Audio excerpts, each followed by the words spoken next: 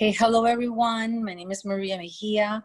I'm the Global Ambassador for the Well Project, and I am here today in the Leadership Exchange interview. I'm about to interview one person that I call one of my biggest inspirations as an advocate, as a human being, someone that inspires me all the time since I met her.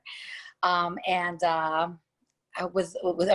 could describe so many things about Miss Linda Scruggs, but I'm going to let her introduce herself. I'm very honored to be able to interview you, and welcome.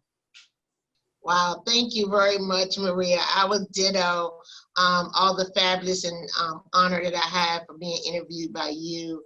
I am Linda Scruggs. I would like to say I'm simply a woman diagnosed with HIV. I've been diagnosed for about 30 years now, and I do what has to be done from the very beginning of my diagnosis. So everything that you're talking about, those are just characters that had to be done. I am the co-owner of Ribbon. We are HIV/AIDS chronic disease consulting organization located in Maryland. Well, that is very awesome. As far as me, my recollection of how I met you, because I've discussed this with so many people. We were in the first, I think, PWN summit, and I heard you speak, and I said, wow, she moves me, because as you know, as advocates, sometimes we hear so many speakers, and so many speakers are very talented, but you had something that I was like, wow, I want to be just like her. I mean, you're an amazing orator.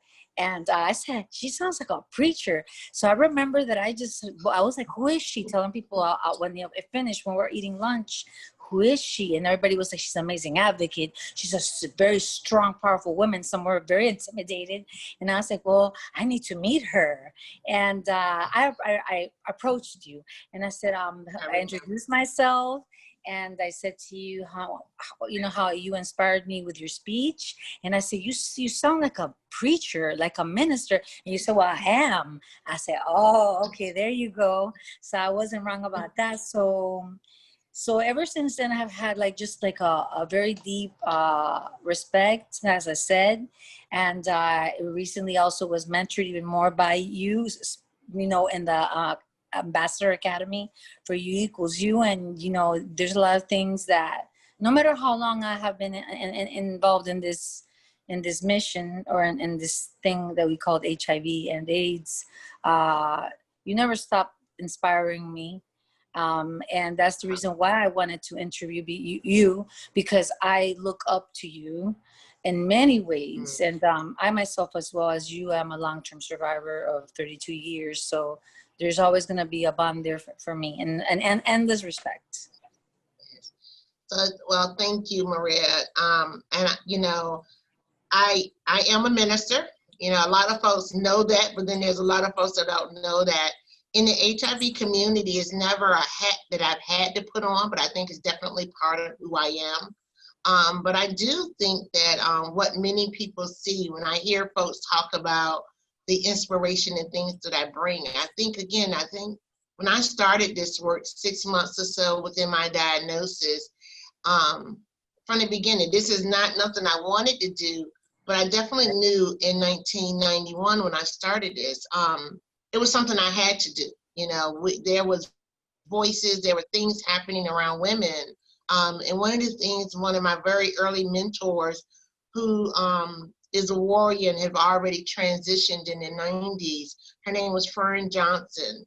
And one of the things she was teaching me as she was transitioning from this earth to the next earth was always to be genuine, and always to love everybody, and always understand that everybody's story is their story, and teach them. She always used to tell me, I was a teacher, teach women particularly how to embrace their stories, how to embrace their truths, and not allow them to be the scary parts. And I think that I try very hard. I hear my ancestors. I hear a lot of folks in the early 90s when I started this, a lot of those folks are not here with us, But I still hear Fern, I still hear Gigi, I still hear those ladies teaching me and reminding me, as much as there are many men and women around the country say that I'm their mentor, say that, you know, I inspire them. I think I would like to think, because I try to stay genuine, you know, even when I'm in church, people at my church like, oh my God, you always tell the truth. Because I'm in church talking about, you know, being a hoe. I used to be a hoe, I you know, know, I'm I 30 know, I years, know. right, I'm 32 years free of drugs. It's like, you know, and I say that same thing I say in church. Who I am in church is who I am in the HIV field. I'm just me. And I've learned to be comfortable with just being me, you know. And so I think that I hope that's what people see, and that they see the genuine part of me. So I'm honored to be interviewed by you. And I just love being me. And I love that the community has always allowed me to be me. Well, that is amazing, Linda, because you have always been you, and you always make me laugh when you say that part about being in the church and saying that, because I could just imagine some ladies going, but you know what? You're real, you're genuine. And, you know, sometimes people can relate. They relate to people that are genuine and real, like yourself, not someone that's trying to portray an image, and they're not, that's not how it is, you know. And What would I look like in white cotton stockings? that's why you You know, always said, no, what no, would no, I no, show up? no. Right. I But you preach still, in fishnets. My pastors and them, they be like, oh my God, she got fishnets on, and seam that's stockings in the okay. pulpit. That's Because okay. that's me. And you know what? And you're classy and elegant with it. There could be someone in a turtleneck acting like they're perfect, and they're sometimes maybe the worst ones, the ones that judge the most. Yes. So I would listen to someone like you a million times more as an inspiration, as a teacher, as a mentor, than someone that tries to portray perfection, or that they're a certain type of way. So, okay, so you basically almost answered the first question, but I'm still gonna say it, that I have for you. But you kind of, and from what I took from what you just said, there's a lot of the people that are not here. You mentioned the year 1991. Ironically, that's the year that I was diagnosed, April 18th, 1991. And like you said, I believe that most of all the people back then, they're all gone, you know, which is it's traumatic, but at the same time, you could take a lot of their voices and just, you know, use them as an inspiration to continue on. And I believe that's maybe one of the reasons also you continue this work for them and for all of us. But I'm going to still ask you the question, because, you know, you never know, you might think of something else, or if not, that's fine too, because you answered it. But anyway, can you describe how you started your path becoming a leader in the HIV community, and what was the spark? Yeah. So it's quite interesting. So it's twofold. So I was actually diagnosed on November 21st, 1990. And at the time of my diagnosis, I was only a few years in recovery. I was changing my life, and suddenly I was pregnant, and I had my best friend, my sister friend. Her sister literally was dying of AIDS during the time of my diagnosis. And I hadn't shared with my very best friend because her sister was dying of AIDS. And I'll never forget, it was the June after my diagnosis. I was sitting there, and my friend's sister, who was an IV drug user, was literally days from her death. And she wanted another blast. And I don't think she just wanted another hit. I think that her mind just knew that that's what she wanted, she should be doing. And she kept asking us. And I'm like, we never got you no dope. Ain't nobody getting you no dope. And we're literally, you know, and I'm watching her die, and I'm trying to figure out how to live with, you know, this diagnosis. And I'm watching her die. And she wasn't asking for her children. She wasn't, you know, thinking about her children. She was thinking about the streets. And I remember looking out the window, and at that point, my son was only a couple of weeks old, and thinking, what legacy was I leaving Isaiah? If I was going to die like the doctor said, what legacy was I leaving him? And it was at that moment I decided to do something different with HIV. I wasn't going to make it a secret. And with that, and early on being in a clinic where there were a lot of women unlike me who babies were positive, my son isn't, My first work really started with helping other mothers. We had a Make-A-Wish kind of program in our clinic, and me and one of the nurse practitioners went to a couple of schools and asked if our kids could come to school for one day. We knew these kids wasn't going to make it, but we had this beautiful little Black girl named Brianna with a bush ball like this big on her head. And Brianna's one wish was, she was 6 years old, she just wanted to go to school. And I didn't know that I was starting the rest of my life by going to my son's school and advocating for that principal who knew about my diagnosis, to let Brianna just come to school for 1 hour, you know, and they did. And the joy that Brianna got out of that created a joy in me that I never knew imagined. And Brianna got to go to school 3 different days for like a couple hours each. And probably like 2 months past that, she did transition. But all she talked about that night she transitioned was for me to make sure I tell her teachers she loved them and what a great time. And I think I got addicted to that joy to help other people be okay and to live in their own space. I know that was a long response, but that is how I got here. It was totally from the high of something I never did before, because when I was in the world using drugs, hanging out with the drug dealers, I was extremely selfish. So for the first time in my life, I felt like I had done something that helped somebody. And not only they enjoyed it, it was intoxicating watching her and her family, you know, be able to take Brianna, you know, dress her up for her first day of school. It was addictive. It was sad, but it's an incredible space. And I always love speaking her name because it reminds me when it gets hard. I remember Brianna with that bush ball that big, saying, "Miss Linda, I just want to go to school." Wow, I didn't know that about your story, and kind of reminds me of Ryan White as well, but in a little girl. And well, I want to thank you for what you did for her, because I believe maybe that was the beginning of the transformation that was due to start anyway in you. I don't think that you were a selfish person, because I believe substance abuse is a disease.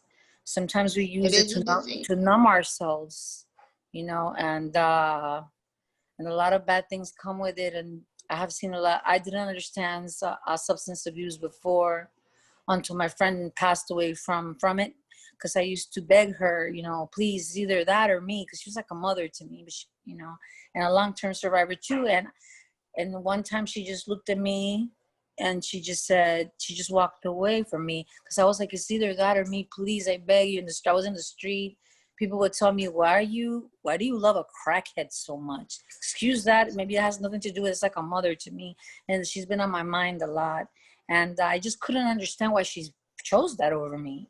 You know, so, you know, but now I do, because I know more about addiction and of what it does, and what you described when that person was almost about to transition and dying of AIDS. The only thing they were thinking about was drugs in the street, and that is very, very sad. So I hope that from back then, they're free now, you know, and they're in the light as they should be, free of pain, and what drugs do to you mentally and spiritually is a horrible thing. And also know that, and also, you know, any addiction, you know, hurts and break people down. Definitely the addiction of substance abuse, you know, it's a disease, you know, but the addiction of hurt, you know, there's some folks who addiction to their pain in that space, you know, shopping, you know, anything that creates harm to yourself or others, you know, excessively. And, you know, in the community, many of us go from one addiction to another, because we have to find the healing space in ourselves, you know, and that's important in this journey of living with HIV. In 1990, when we were diagnosed, there were death sentences, you know, so I'm a living miracle.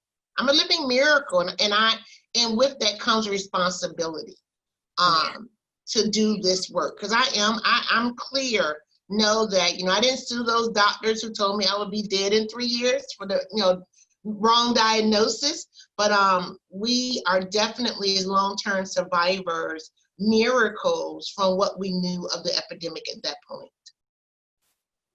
Amen. Amen to that. And wow, that was a very deep response. And thank you. Always inspirational and everything. So I'll proceed to the next question that I have.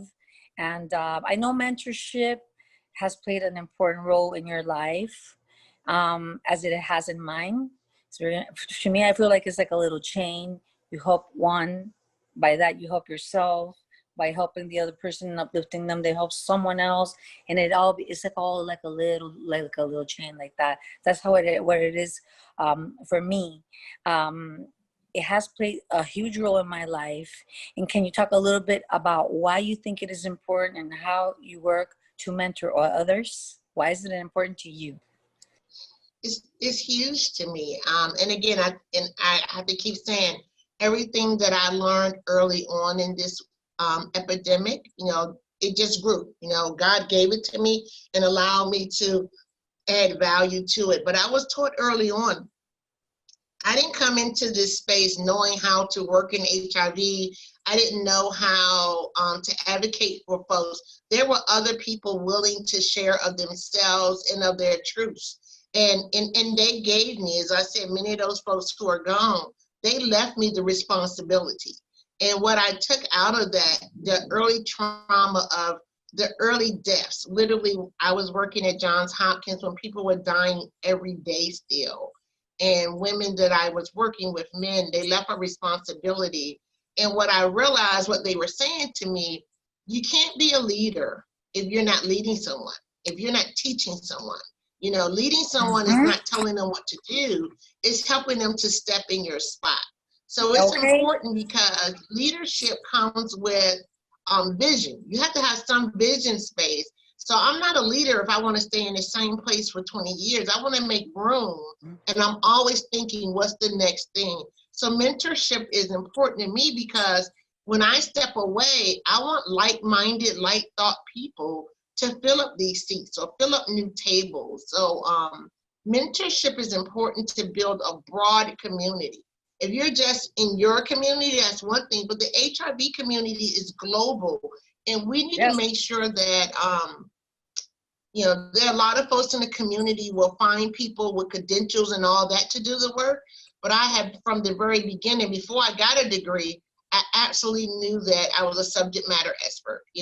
What I can tell you on what happens with folks in the community, what it means to be a drug lord girlfriend, what it means to have a shoebox of cocaine, and why I won't come to clinic because the cocaine package is showing up. All of that is important. And so mentoring is teaching people how to overcome that space. So if I'm working with community folks who don't know how to come out or who don't know how to get to the next leadership table, I'm not doing justice to my community.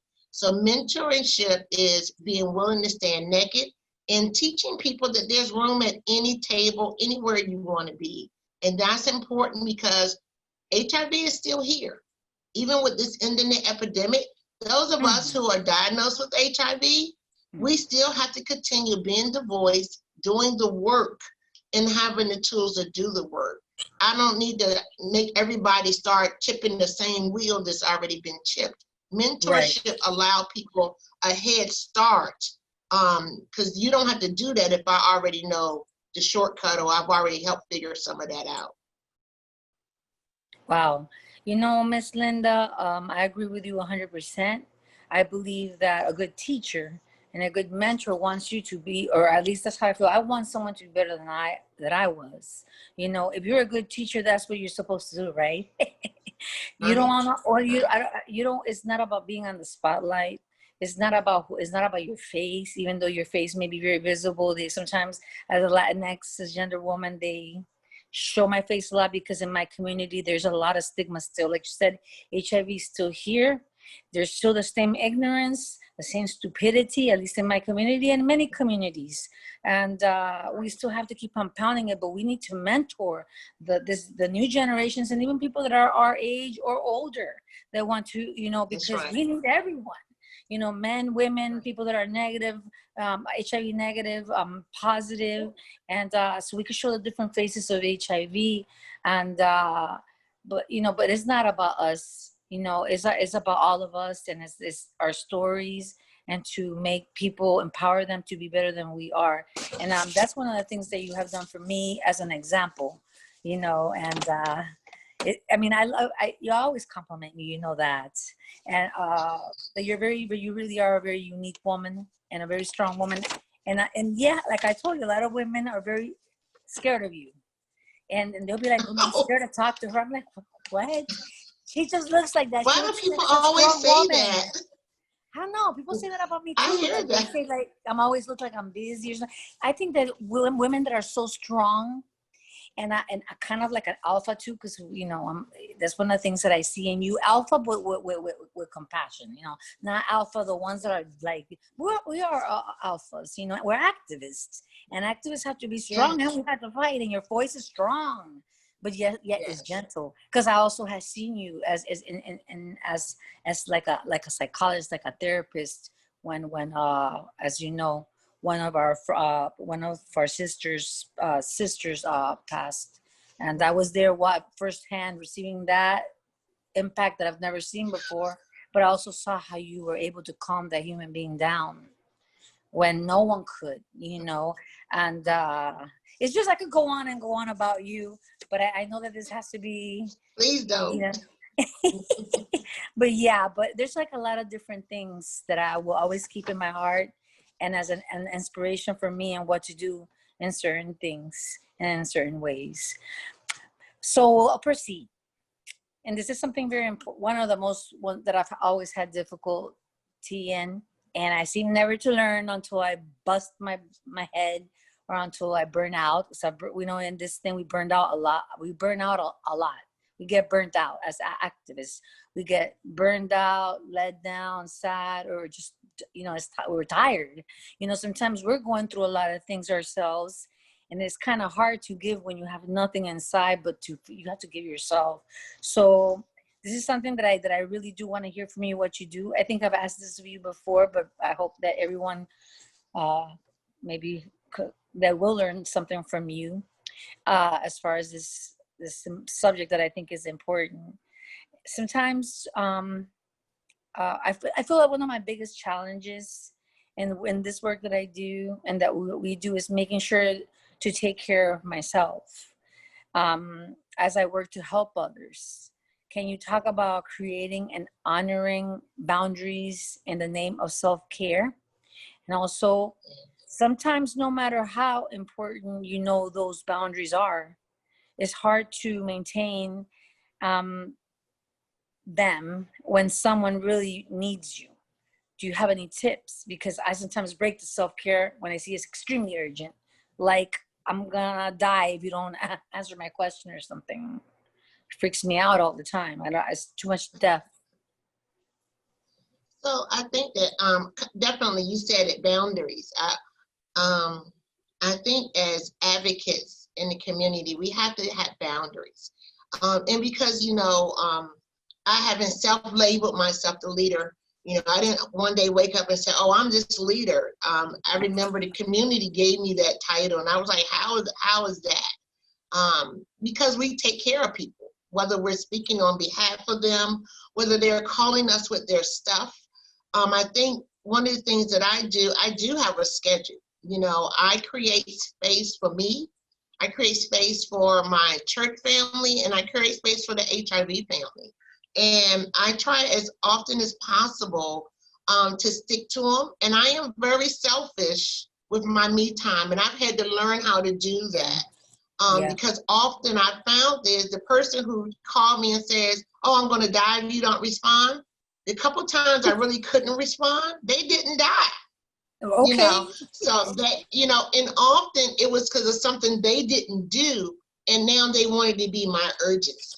So I had to, figure out why people and who was it that was showing up, and to realize that, and I love this one. I tell my parents and my family this all the time. Again, based on the doctor's diagnosis, I was dead in 1993. So why y'all asking me?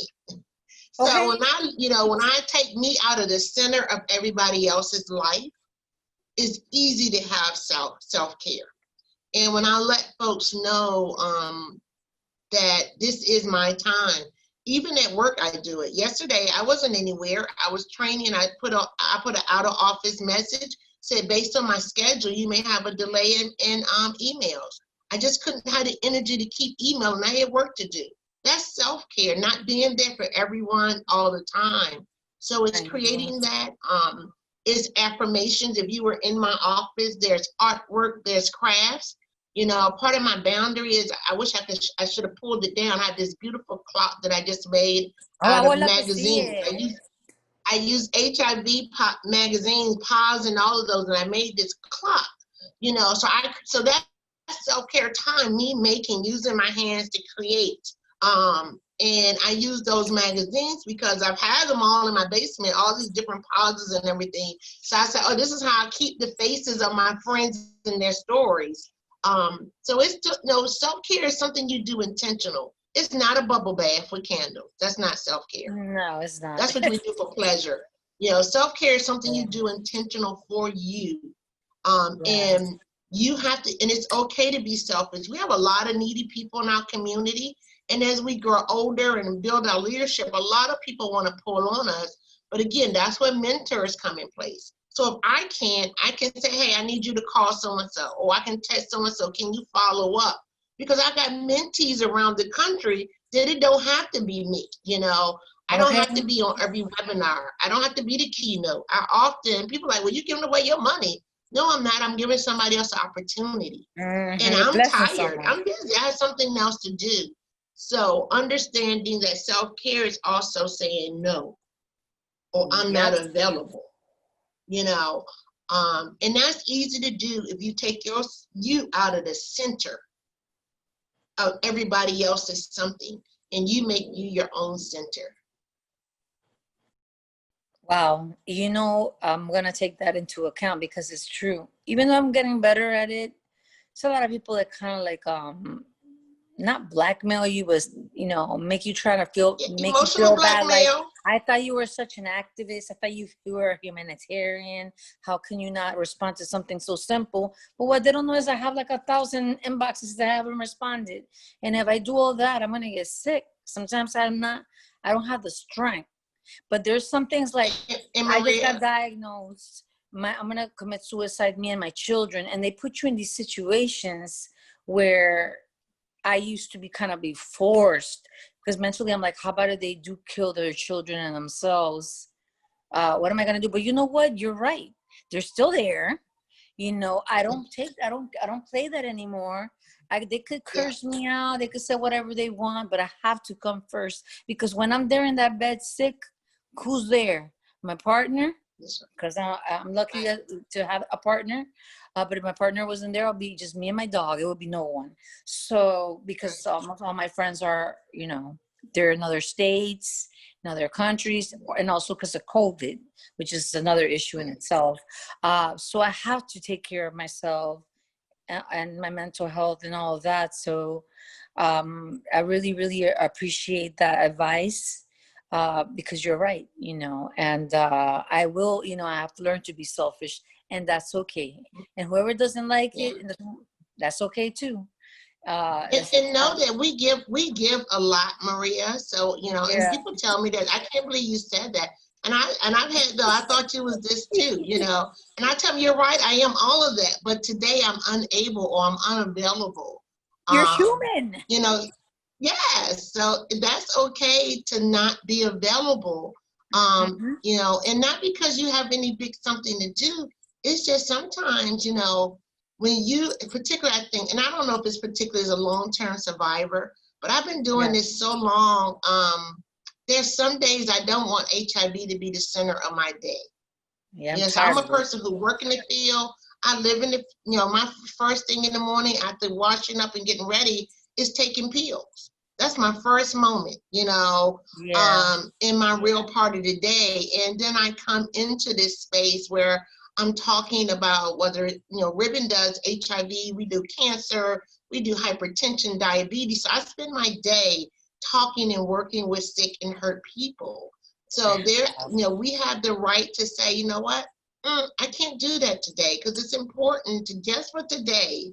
It's just for the day. I want to do something else. Or that day, we try to squeeze one more meeting in a day that we have 5 meetings or 5 Zooms. It's okay to say no. But every time I say no, I always have somebody to recommend.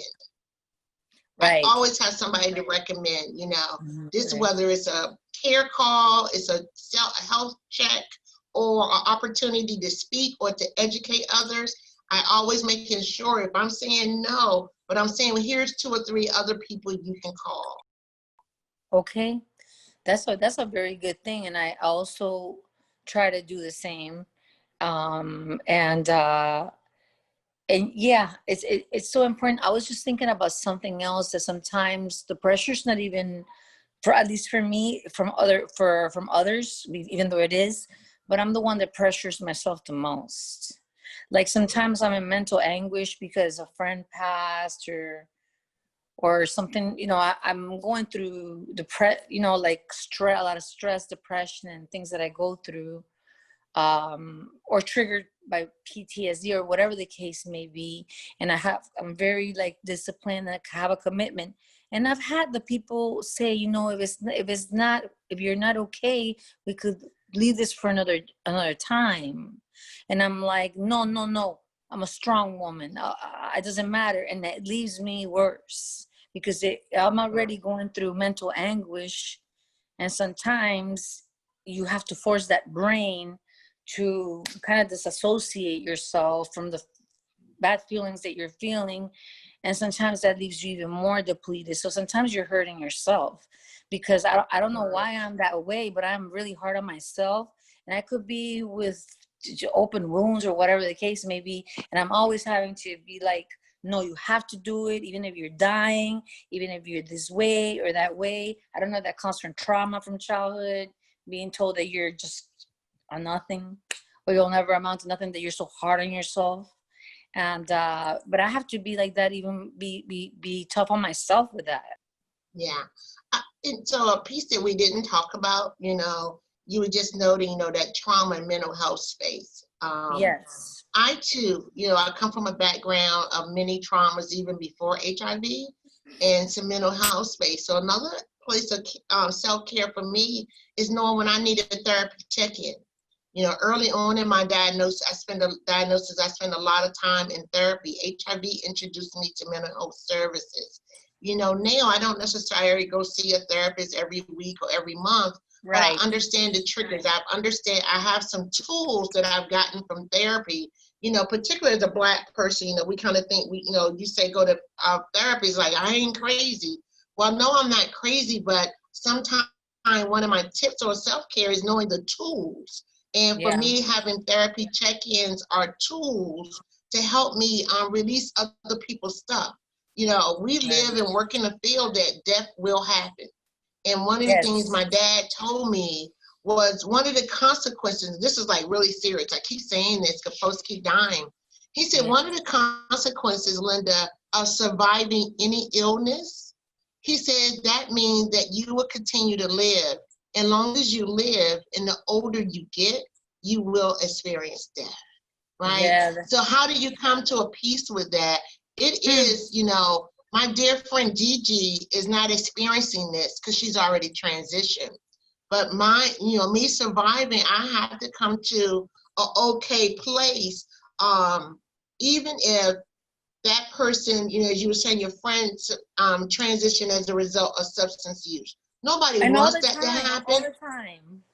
But that's her story, and still you can champion her. It's not about the substance abuse with her. It was about her. Somebody else could, we've had some great advocates. Dolores Dockery transitioned a couple of months ago because of COVID. It's not about COVID. It's about the great person that Dolores was, So again, knowing that, when to check in and knowing how to let stuff go is important. An important tip, particularly if you're an advocate or if you work in HIV every day and you're living with HIV, having a therapy sessions allow you a place that's unbiased to release other people's stuff. Because a lot of us are walking around with heavy baggage that's not even ours. So, Amen. that's what therapy does. They teach us tools how to release some of that baggage. And it's not negative baggage. It might be Louis Vuitton, or Hartman luggage. It don't have to be bad baggage, but it's other people's stuff. And we just, often many of us who are in the field don't benefit on mental health services. So we can take people information in, help them, but then we don't go somewhere and release that and learn the tools how to just carry our stuff long term and unfold that. I agree 100% with you on that, Ms. Linda. One of, and I know with COVID-19, a lot of people are isolated and depressed and scared, and they used to have other ways to kind of like release that through the gym, through just places that they can't go to anymore, or even just traveling, going to the conferences and seeing they're like a family, because it's like a family. Like I would see you and be like, hey, and you'll be like, oh, I love your shirt, Right. or I love this and that, right? We don't have that anymore. We haven't had our family reunion. Yes, that's how I say. So it's been cut off of someone that me, like myself, I don't have a lot of people around me. So it's affected me in that way. But I do have a positive mind that things will get better. And there has to be a way to unload that luggage that you say that is sometimes not even ours. And through many ways, but I guess we all have to keep on working. I have to keep on working on it, and we all do. Working at it. Yes, like my mom says, one day at a time. Well, she's Catholic, so she says one day at a time by the hand of Jesus and the Virgin. So I'm like, yes, Mom, one day at a time. But it's true what she says, one day at a time. What can we do? It is one. It's right. Life. Exactly. So last but not least, I would like to know, which I believe I know a lot of the answers to that, I think, but what keeps you committed to our community and to your work? Those 40,000 new HIV cases every year. Yes. That young woman, that young man who just enjoyed the sexual engagement that does not know yet that their life just changed. I have many times said, oh, I'm leaving, I'm going to go do this. I got a degree now, I'm going to go do this. Right. But the stigma is still there. People still hurt. Yep. And I think, one of the gifts, I know that's a gift from God. I love everybody. Amen. So even when I'm not liking somebody, or I'm not even liking me, right. I know that I got to keep showing up. I got to keep showing up. Even if I leave this room, there's another room. There's so much work to do in HIV. If I don't be here, there's always somewhere else to be. And if none of that works, Maria, I always remember Brianna with that big old bush ball. Brianna. She is such I wish I had a picture of her. She is such a rooted part of my commitment when everything else doesn't work and I'm home and I'm in my bed crawled up, looking like a little turnip or something. Right. Because as a leader, I go to my bed and cry too. Of course. As a leader, I have vulnerable places. As a leader, I get hurt. People say mean stuff to me in the HIV community. People do mean things to me in the HIV community. But I've also learned not to take it personally, brush it off, and know that not just until we end new cases, until everybody I know have been cured of HIV, I don't see why I can't be committed. I'm all in. You are all in, and I believe that it's going to be like that even after, if there's a cure in our lifetime, I think that you will always be there, because the traumas that we're going to have, that many will have from living with it, and the loss of living with any condition that's like HIV, could be cancer. HIV is, and for us, like you said, that your father, I believe, explained to you, which is what I'm enduring now. And even though in the 90s, like you said, everybody was dropping like flies, seeing the death continuously, people dying. That's happening to me right now. And I just, sometimes it's just overwhelming, but it's going to continue happening because I'm getting older. And because I have, people around, my activist friends, and almost all of them are, living with HIV or diagnosed with AIDS, and or have other things like cancer and and HIV, and That's right. a lot of them. And as we grow older, people die, and also a lot of people are dying of suicide. A lot of my friends that are long-term survivors. We definitely have to take care of ourselves and teach other people what mental health services is really Yeah. important. You know, and also, I've definitely known folks who as well have had mental health and issues and have committed suicide. And Yeah. it is so hard. We had a family member actually recently, and they didn't tell anybody in the family. I'm so Literally, we sorry. found out over a month after this person has been dead, a month.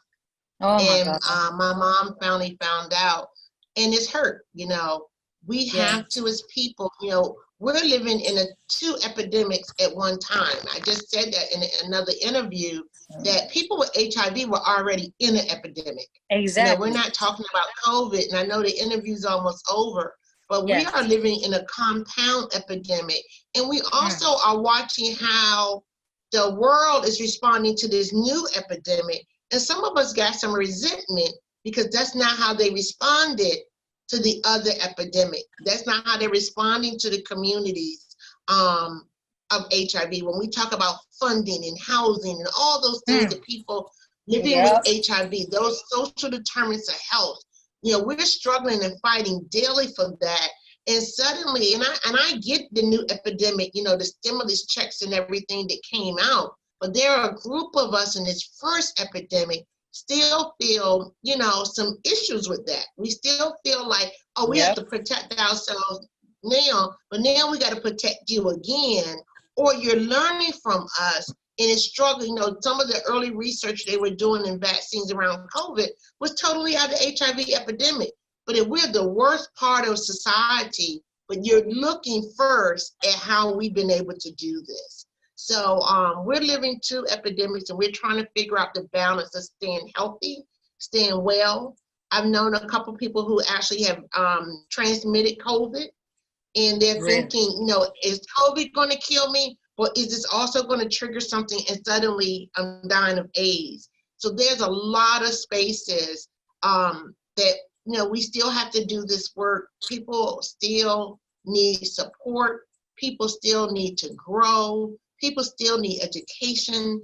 Our community, and I know we have to get ready to go, but the workforce, I am on a target looking at how do we train people with HIV to be part of all of this new workforce, not just HIV navigators. There's a whole global workforce that's getting ready and is starting to happen around us. How do we get our people employed? How do we get our community educated? And not everybody's going to go to a college, but even some beginning how to go to work. There's trainings that we need to put together. We have some in Ribbon on how to get people ready to get a job. How to take your 20-year drug lifestyle and create a resume. I can do that. I did. My first resume at Johns Hopkins was built on me knowing how to make money, knowing how to be trustworthy, knowing how to manage time. And you can do that. That's a piece that we have to do in HIV, is teach our people how to become sustainable, and because I am sure believe that people will take government checks, but if you give that person the skill and give them meaningful employment with a meaningful wage, I'm going to every day take $1,000, $1,800, $2,000 a month over your 500 or 804.